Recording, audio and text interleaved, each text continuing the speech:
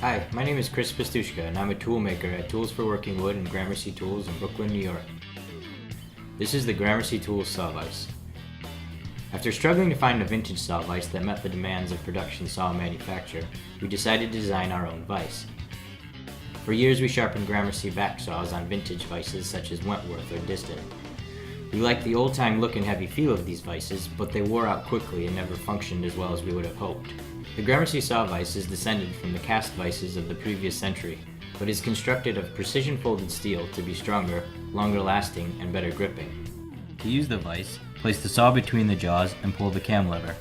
The jaws give enough clearance to file some seriously sloped gullets and grip the saw plate tightly so you can file your saws in peace and quiet. The vise is drilled with 6 holes for mounting that can be attached directly to your bench apron, or you can mount it to a bracket clamped below or above your work surface. The Gramercy saw vise is made right here in the USA.